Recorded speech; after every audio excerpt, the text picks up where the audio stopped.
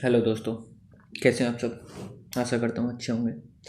और मैं आज आपके लिए CA फाउंडेशन वाले बच्चों के लिए, आप सभी के लिए अकाउंट्स के क्लास स्टार्ट करने जा रहा हूँ। और सबसे पहला चैप्टर मैं पिक कर रहा हूँ इन्वेंट्रीज का चैप्टर बहुत छोटा भी है और एकदम आसान भी है, बहुत जल्दी से हो जाएगा। तो इन्वेंट्रीज क्या होती है? इन्वेंट्रीज हमारे लिए असेट्स होती है, बिजनेस के लिए असेट्स होती है, जिसमें सेल परचेज करते हैं। ये हमारी करंट असेट्स होती है। ठीक है, ये चीज़ क्लियर। हमारे पास दो प्रकार की कंसर्न होती हैं, एक मैन्युफैक्चरिंग कंसर्न होती है, दूसरी होती है ट्रेडिंग कंसर्न। अगर हम ट्रेडिंग कंसर्न की बात करें तो उसके लिए इन्वेंट्री क्या होती है? ट्रेडेड गुड्स, जिसमें वो ट्रेडिंग करता है। ठीक है, जैसे कि पेन, बुक, कैप, कुछ भी हो सकता है, जो कि मतलब जैसे एज इट इज सेल हो जाती है, जैसे परचेज की ऐसे सेल कर दी, वो उसके लिए इन्वेंट्री है। मैन्युफैक्चरिंग कंसर्न के लिए रॉ मटेरियल इन्वेंट्री होती है, WIP work in progress inventory होता है, जो कि अभी प्रोसेस में है फिनिश्ड गुड्स बनाने के लिए। अभी प्रोडक्ट बना नहीं है, प्रोडक्ट बन चुका है, finished goods. Stores and equipment, जिनकी लाइफ बहुत छोटी होती है लेकिन वो इक्विपमेंट्स उसमें मैन्युफैक्चरिंग में काम आते हैं, उनको हम फिक्स एसेट्स नहीं बोल सकते क्योंकि लाइफ कम होती है उनकी।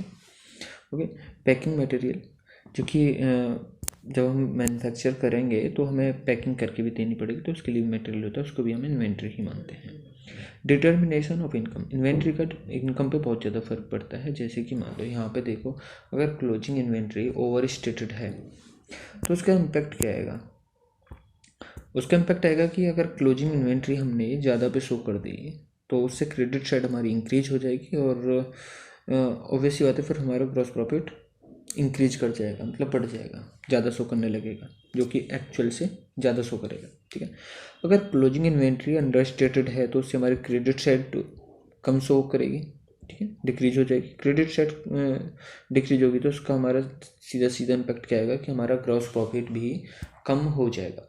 अगर ओपनिंग इन्वेंट्री ओवर स्टेटेड है तो क्या होगा? देखो, क्रेडिट साइड जितनी थी उतनी आई, उस पर कोई इम्पैक्ट आएगा नहीं है। और अगर ओपनिंग स्टॉक एक ही साइड में, डेबिट साइड में जब ओपनिंग स्टॉक बढ़ेगा तो दूसरा उसका जो आइटम होगा उस पर इम्पैक्ट आएगा कि वो कम शो करने लगेगा। ठीक है, तो इस पर इम्पैक्ट आएगा, ग्रॉस प्रॉफिट कम हो जाएगा। अगर ओपनिंग इन्वेंट्री अंडर स्टेटेड है तो जैसे कि पिछले केस में था, क्रेडिट साइड जैसे थी ऐसी ही है, लेकिन अगर ओपनिंग स्टॉक कम हुआ तो ग्रॉस प्रॉफिट यहाँ पे इंक्रीज कर जाएगा। वहाँ पे क्या हो रहा था? ओपनिंग स्टॉक ज़्यादा था तो ग्रॉस प्रॉफिट क्या हो रहा था? कम हो रहा था। और यहाँ पे जस्ट उसका उल्टा है कि ओपनिंग स्टॉक अगर कम है तो ग्रॉस प्रॉफिट ज़्यादा हो जाएगा। अगर हम ओवरऑल बात करें, एक सेकेंड, ओवरऑल बात करें तो अगर क्लोजिंग इन्वेंट्री ज़्यादा है, ओवर वैल्यूड है, ओवर स्टेटेड है तो ग्रॉस प्रॉफिट भी इंक्रीज करेगा।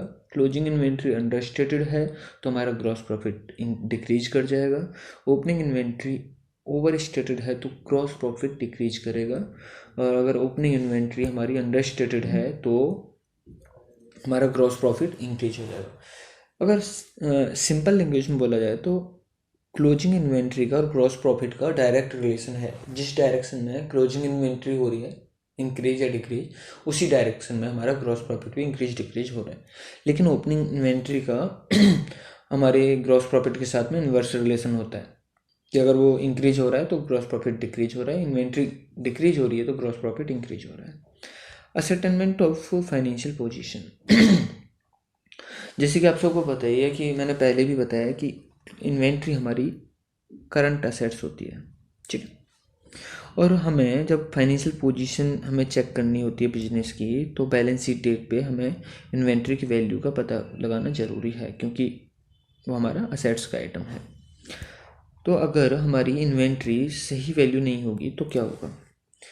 हमारी असेट साइड पहले से गड़बड़ होगी क्योंकि हमारी इन्वेंट्री सही नहीं है, क्योंकि वो हमारी इन्वेंट्री का पार्ट है। अगर क्लोजिंग इन्वेंट्री में गड़बड़ है तो ओपनिंग इन्वेंट्री में गड़बड़ हो या क्लोजिंग इन्वेंट्री में गड़बड़ हो, हमारा ग्रॉस प्रॉफिट सही नहीं आएगा, या तो इंक्रीज हो जाएगा या डिक्रीज हो जाएगा, और वही नेट प्रॉफिट का हमारा असर आता है। ठीक है, इम्पैक्ट करेगा। और नेट प्रॉफिट उठ के कहाँ जाता है? बैलेंस शीट में, और बैलेंस शीट में यहाँ पे फिर हमारी लायबिलिटी साइड भी गड़बड़ हो जाएगी। हाँ, बैलेंस शीट मैच कर सकती है अगर क्लोजिंग इन्वेंट्री में गड़बड़ है, क्योंकि क्लोजिंग इन्वेंट्री जब कम होती है तो हमारा ग्रॉस प्रॉफिट भी कम हो जाता है, नेट प्रॉफिट भी कम होगा फिर, और हमारी लायबिलिटी साइड भी कम हो जाएगी। और हमारा क्लोजिंग इन्वेंट्री हमारी कम थी इसलिए हमारी असेट साइड भी इतने से ही कम शो करेगी, तो हमारा यहाँ पे मैच हो सकता है क्योंकि डायरेक्ट रिलेशन होता है क्लोजिंग स्टॉक का। चलो अब नेक्स्ट पे आ जाते हैं cost of inventory. Cost of inventory में यहाँ पे हम चेक करते हैं कि क्या इंक्लूड करेंगे कॉस्ट में, क्या इंक्लूड नहीं करेंगे इन्वेंट्री की कॉस्ट में। तो सबसे पहले कॉस्ट ऑफ परचेज, प्राइस पर जो भी आपने प्राइस पे किया, duty and taxes non refundable, जो कि रिफंड नहीं होंगे। इसका कहने का मतलब यह है कि कुछ ड्यूटीज एंड टैक्सेस ऐसे होते हैं कि गवर्नमेंट कुछ समय बाद उनको हमें रिफंड कर देती है, तो जो हमें हमारे पास वापस आ गया जो पैसा हमने पे किया था पहले, तो हमारी कॉस्ट नहीं है ना, हमारे पास वापस आ चुका है। ट्रांसपोर्टेशन, ये भाड़ा वगैरह जो होता है, फ्रेट वगैरह हो गया। कॉस्ट ऑफ कन्वर्जन, ये हो गया मैन्युफैक्चरिंग कंसर्न के लिए। यहाँ पे क्या होता है कि हमने रॉ मटेरियल परचेज किया, फिर उसमें कुछ कॉस्ट लगेगी, लेबर भी लगेगी, रॉ मटेरियल भी लगेगा, ये सारी चीज़ यहाँ पे जो यहाँ पे क्या लिखा है, डायरेक्टली रिलेटेड विद प्रोडक्शन। जो भी कॉस्ट होगी डायरेक्टली रिलेटेड टू प्रोडक्शन, वो हमारी इन्वेंट्री की कॉस्ट हो जाएगी, direct labour material. Other cost में आ जाता है हमारा बोरिंग कॉस्ट। बोरिंग कॉस्ट यानी कि आपने फाइनेंस पे पैसा लिया, उधार पैसा लिया, बैंक से ले लिया, बाहर से कहीं से भी, जहाँ से भी लिया। अगर प्रोडक्शन में सब्सटेंशियल टाइम लगता है यानी कि 12 महीने से ज़्यादा लगते हैं, तो हम बोरिंग कॉस्ट को कंसीडर करते हैं, इन्वेंट्री की कॉस्ट में ऐड करेंगे। अगर स्टोरेज कॉस्ट, कुछ प्रोसेस हमारी ऐसी होती है मैन्युफैक्चरिंग के अंदर, प्रोडक्शन के टाइम पे, कि नेक्स्ट स्टेज पे ले जाने से पहले हमको उसे कुछ टाइम के लिए स्टोर करना पड़ता है। यहाँ पे भी मैं वाइन का ही एग्जांपल ले लेता हूँ। जैसे कि मान लो आपने वाइन की एक प्रोसेस कंप्लीट की, फिर उसका कुछ टाइम पीरियड होता है 1 महीने 2 महीने के लिए कि यहाँ पे स्टोर करके रखना है, या कुछ और ज़्यादा समय के लिए, जितना भी। तो अगर वो नेसेसरी है स्टोर करना, तो वो भी हमारा कॉस्ट का हिस्सा बन जाएगी। अब हम क्या क्या इंक्लूड नहीं करेंगे, don't comprise. Abnormal wastage, storage cost जो कि नेसेसरी नहीं था, नेसेसरी है तो फिर हम ऐड ही कर लेंगे, हमने पीछे बात की। अदर एडमिनिस्ट्रेशन एक्सपेंसेस, एडवर्टाइजमेंट क्योंकि वो इन्वेंट्री से हमारे से रिलेटेड नहीं है। सेलिंग एंड डिस्ट्रीब्यूशन एक्सपेंसेस क्योंकि वो हमने सेल करने के लिए किया है, वैसे तो हमारा इन्वेंट्री से कोई रिलेशन नहीं है सेलिंग एक्सपेंसेस का। ड्यूटी एंड टैक्सेस रिफंडेबल, अभी मैंने पीछे ही बताया था, जो रिफंड हो जाते हैं उनको हम अपनी कॉस्ट नहीं मानते। ठीक है। इन्वेंट्री सिस्टम देते हैं, इन्वेंट्री रिकॉर्ड सिस्टम 2 तरीके के होते हैं कि हमको रिकॉर्ड कैसे करना है इन्वेंट्री को। एक होता है पीरियोडिक इन्वेंट्री सिस्टम, दूसरा होता है परपेचुअल इन्वेंट्री सिस्टम। पीरियोडिक में नाम से ही पता चल रहा है एक पीरियड के बाद। ठीक है, तो यहाँ पे क्या करते हैं, हम एक पार्टिकुलर डेट पे फिजिकल काउंटिंग करते हैं, एक्चुअल फिजिकल काउंटिंग करते हैं सारे इन्वेंट्री आइटम्स की।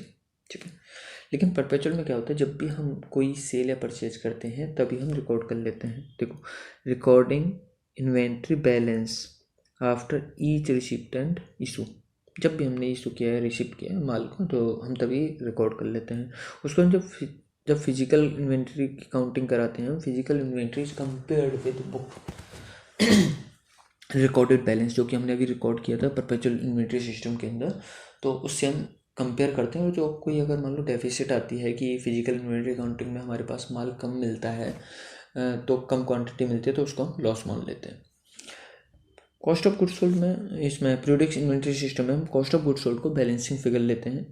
ओपनिंग इन्वेंट्री नॉन है, हमारे लिए पता है हमें पहले से, परचेजेस पता है हमें पहले से, हमने रिकॉर्ड किया हुआ है, माइनस क्लोजिंग इन्वेंट्री अभी हमने काउंट किया है फिजिकल काउंटिंग में। तो हमारी कॉस्ट ऑफ गुड्स सोल्ड यहाँ पे रेसिडुअल वैल्यू होती है, यानी कि बैलेंसिंग फिगर।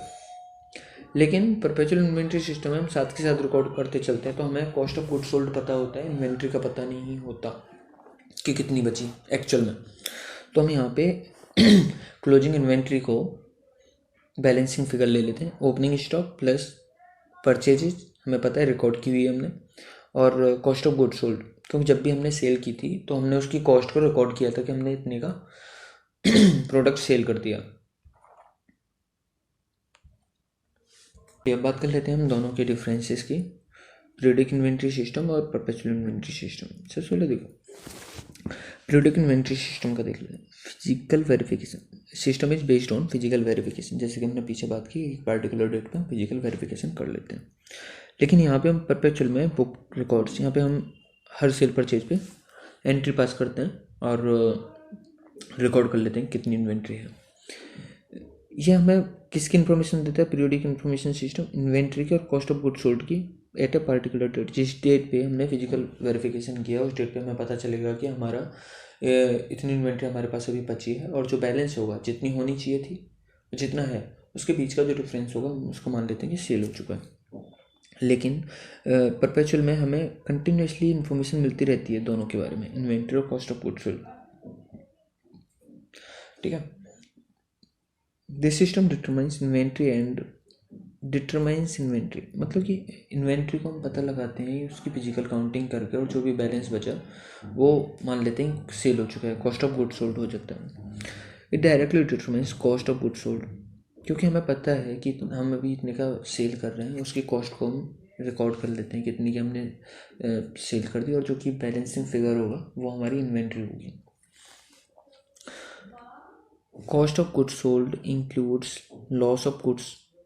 ठीक है, क्योंकि जो इन्वेंट्री हमारे पास बची है, जो हमारी बची है उसको माइनस करते हैं किससे, जितनी होनी चाहिए थी, तो जो कि बैलेंसिंग फिगर होगा हम उसको एज्यूम कर लेते हैं कि वो सेल हो चुका है। जैसे कि मान लो 10 का माल पड़ा था हमारे पास, ठीक है, और 2 हमारे पास बचा हुआ है, तो हम मान लेते हैं कि 8 रुपये का सेल हो चुका है।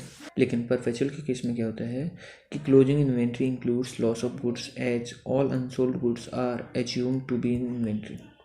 हम यहाँ पे हमें क्या पता होता है कि हमने इतने का सेल किया है, हमें पता था कि हमने 5 का सेल किया है, 10 का था 5 का सेल किया है, तो हमने माइनस करके हमने रिकॉर्ड कर लिया कि हमारे पास इन्वेंट्री होगी 5 रुपये की। लेकिन एक्चुअल में हमारे पास इन्वेंट्री 2 रुपये की है, तो जो लॉस हुआ वो इन्वेंट्री में इंक्लूड होता है। पर पीरियडिक में इन्वेंट्री कंट्रोल पॉसिबल नहीं होता, क्योंकि हमें पता ही नहीं कितनी इन्वेंट्री होनी चाहिए थी। हम तो बस ये सोचते हैं कि जिस डेट पे हमने काउंटिंग की इतनी ही इन्वेंट्री हमारे पास, बाकी सेल होगी। लेकिन परपेचुअल के केस में हम एक्सरसाइज कर सकते हैं इन्वेंट्री कंट्रोल को। कैसे, हमें पता था कि 5 की होनी चाहिए थी, लेकिन है कितनी, 2 की, तो हम वहाँ पे कंट्रोल लगा सकते हैं कि इतनी 2 की क्यों है, हम उसका पता लगाएंगे। ठीक है, ओके, हमें पहले से पता है कि इतनी होनी चाहिए थी, लेकिन पीरियोडिक में हमें पता ही नहीं होता था कितनी होनी चाहिए थी। पीरियोडिक सिस्टम जो है सिंपल और लेस एक्सपेंसिव होता है, क्योंकि इसमें एक डेट पे हमें काउंटिंग करनी है फिर रिकॉर्ड कर देना है छुट्टी। लेकिन परपेचुअल जो थोड़ा कॉस्टली होता है, कॉस्टलियर भी है और कॉम्प्लेक्स भी है, क्योंकि इसमें हर इशू और रिसीप पे हमें रिकॉर्डिंग करनी होती है, तो एक कॉस्टली भी पड़ जाता है, क्यों, अकाउंटिंग ज़्यादा होती है और आपको थोड़ा कॉम्प्लेक्स भी हो जाता है कि बहुत ज़्यादा अकाउंटिंग करनी पड़ेगी। पीरियोडिक इन्वेंट्री सिस्टम में बिजनेस को क्लोज करना पड़ता है फिजिकल मतलब इन्वेंट्री की काउंटिंग के लिए। अगर आपकी इन्वेंट्री की वैल्यू निकालनी है तो आपको बिजनेस को क्लोज करना ही पड़ेगा।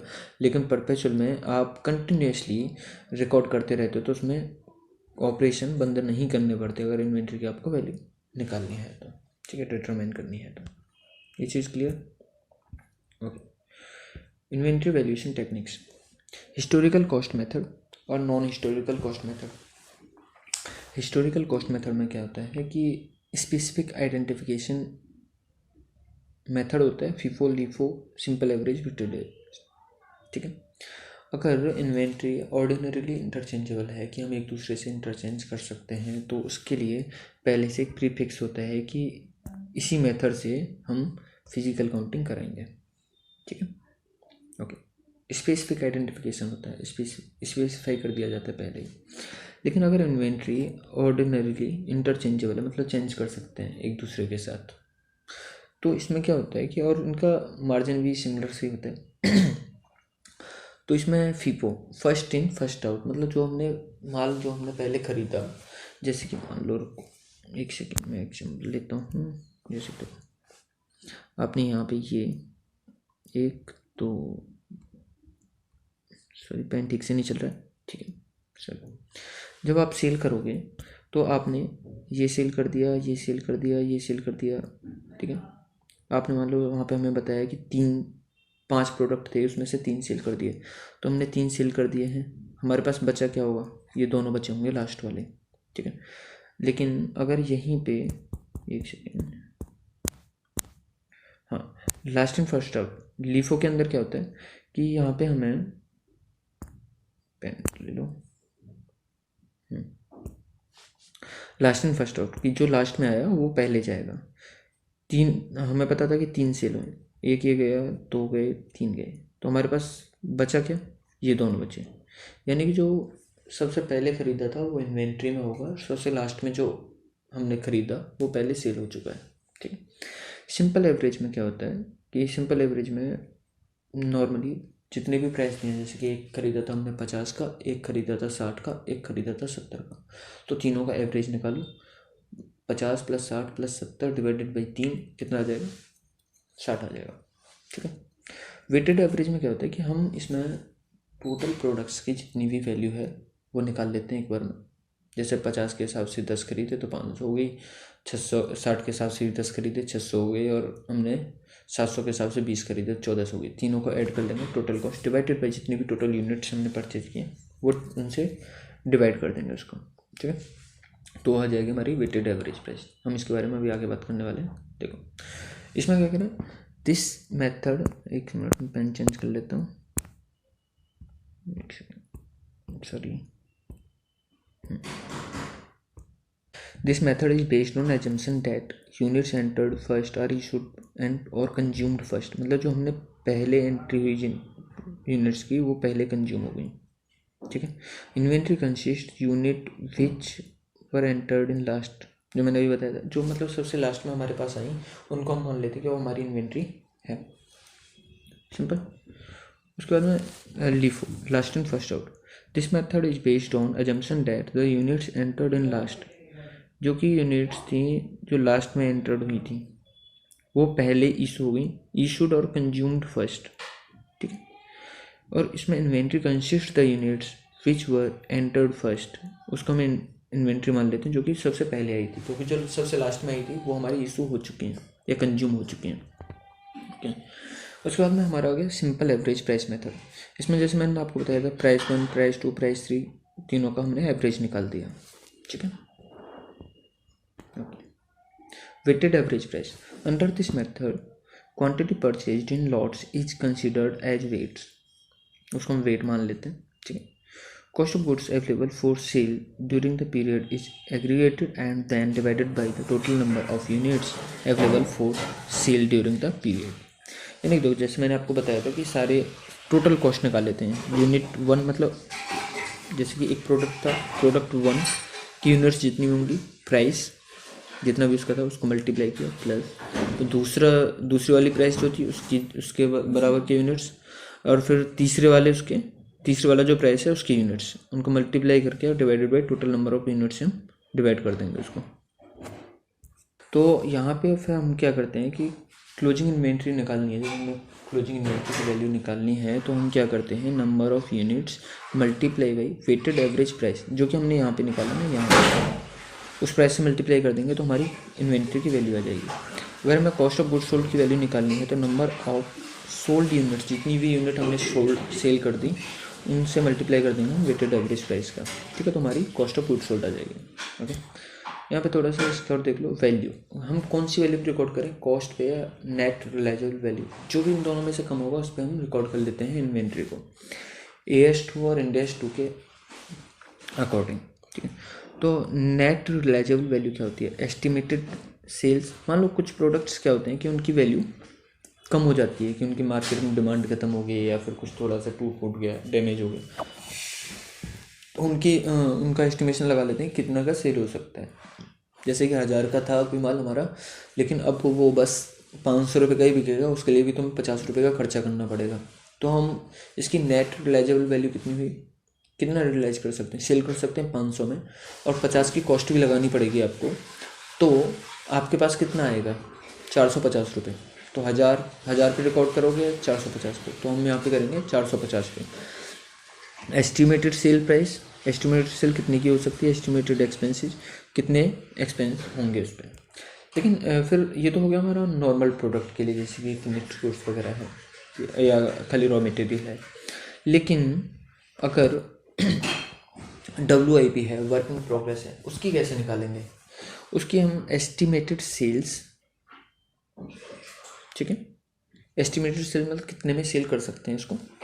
उसके बाद में कॉस्ट ऑफ सेल, वही जैसे हमने ऊपर निकाला था, लेकिन कन्वर्जन कॉस्ट, उसको पूरा प्रोडक्ट देखो, जैसे पेन बना रहे थे, पेन बनाते बनाते वो बीच में ही पड़ा हुआ है अभी, उसमें अभी 2 रुपये और लगेंगे पूरा पेन बनने में।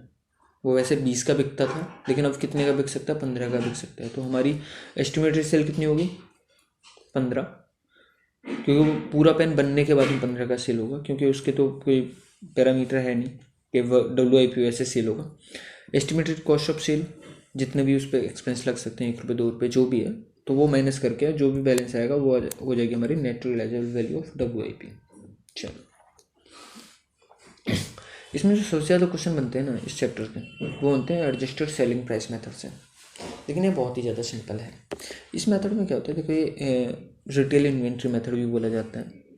इसमें जब जो लार्ज बिजनेस होते हैं, लार्ज बिजनेस ऑर्गेनाइजेशन होते हैं, उनमें क्या होता है, लाखों प्रोडक्ट होते हैं एक साथ, तो सबकी वैल्यू एक साथ निकालना, मतलब सबका रिकॉर्ड रखना। जैसे कि परपेचुअल में था कि हमने इशू की, कोई भी यूनिट इशू किया, कोई भी हमने सेल की तो हमने रिकॉर्ड कर लिया, परचेज की तो रिकॉर्ड कर लिया, उसके बाद में बैलेंस निकाल लिया। चलो परचेज पे तो कर भी सकते हैं, लेकिन सेल पे तो बड़ा ही मुश्किल हो जाता है। तो और लेकिन वो आइटम जो होते हैं वो होते हैं ज़्यादातर एकदम सिमिलर मार्जिन के, किसी पे 10% की प्रॉफिट है, किसी पे 12 का है, किसी पे 11 का है, किसी पे 9 का है, मतलब सिमिलर सा ही होता है, आसपास का ही होता है, ठीक है। तो इसके लिए क्या करते हैं हम, cost is determined by reducing from the sale, the cost of inventory is determined by reducing from the sale value of the inventory and appropriate percentage of gross margin। मतलब कॉस्ट को कैसे डिटरमाइन करते हैं हम इसमें, जो कि sale price है, ठीक है, टोटल सेल निकाल लेंगे उसमें से। फिर जैसे कि इन्वेंट्री का हमें सेल प्राइस मालूम है कि हाँ इतने का सेल हो सकता है, उसकी कॉस्ट तो वैसे मालूम नहीं है, तो हम क्या करते हैं, अच्छा 2,40,000 का ये प्रोडक्ट हमारा सेल हो सकता है, ठीक है। कुछ प्रोडक्ट्स हैं हमारे पास, हमें पता है कि 2,40,000 के सेल हो जाएंगे, क्योंकि हमें सेल प्राइस पता है, लेकिन कॉस्ट तो हमें पता नहीं है क्योंकि हमने रिकॉर्ड ही नहीं की उस हिसाब से। तो हम क्या करेंगे, जो एक एस्टिमेटेड जो ग्रॉस प्रॉफिट मार्जिन है, एक एवरेज है उसका, उसको हम माइनस कर देते हैं ग्रॉस प्रॉफिट को सेल प्राइस से, ठीक है। तो देखो यहाँ पे हम क्या करेंगे, sale value of sale value of closing inventory आ गई, इस पर अनरियलाइज्ड प्रॉफिट के नाम से हम इसे माइनस करेंगे। सेल वैल्यू जो कि ये वाली थी, multiply GP ratio, gross profit ratio, उसे हम जब माइनस कर देंगे तो हमारी आ जाएगी कॉस्ट।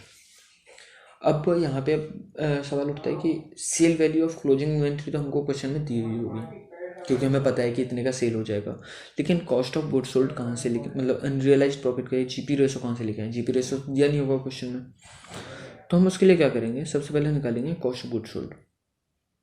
हमारा ग्रॉस प्रॉफिट होता क्या, sale minus cost of goods sold, वो होता है हमारा ग्रॉस प्रॉफिट, ठीक है।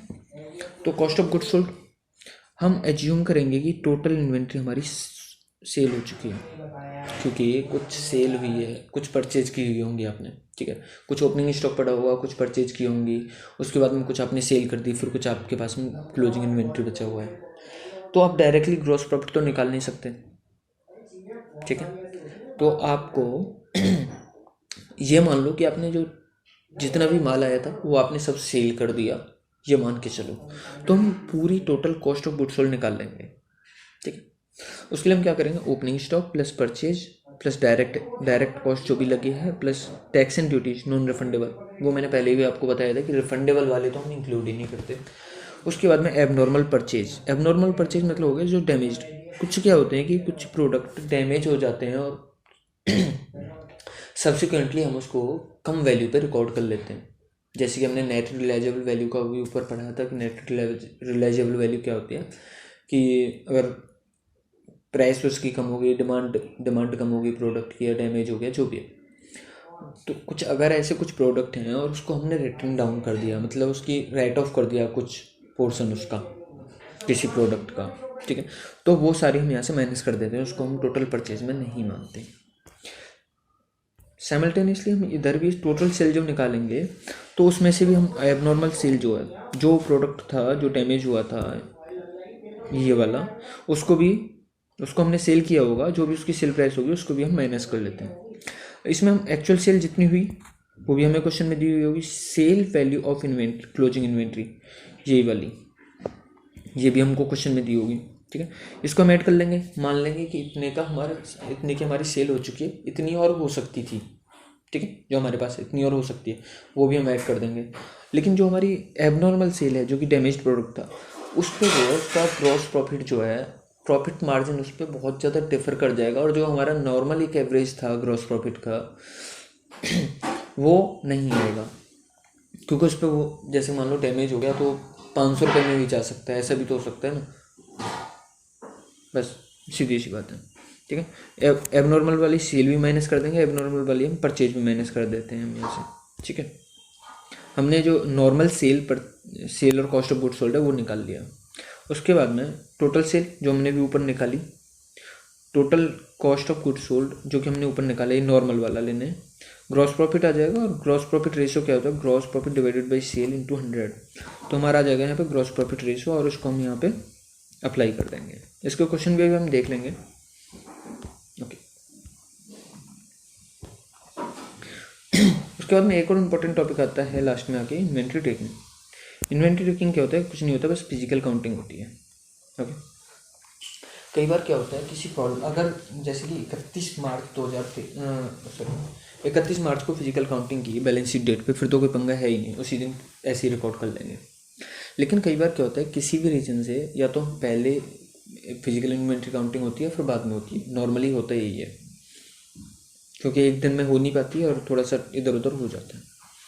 ओके, अगर inventory taken prior to reporting date, यानी कि बैलेंस शीट डेट, यानी कि 31 मार्च से पहले कभी भी पहले, 2 दिन पहले, 4 दिन पहले, कभी भी अगर हमने इन्वेंट्री काउंटिंग कर ली, इन्वेंट्री टेकन मतलब इन्वेंट्री काउंटिंग करना। ओके, तो हम क्या करेंगे जो भी उस प्रायर डेट पे आई वो इन्वेंट्री लेंगे, हम बेस ले लेंगे, प्लस ऐड।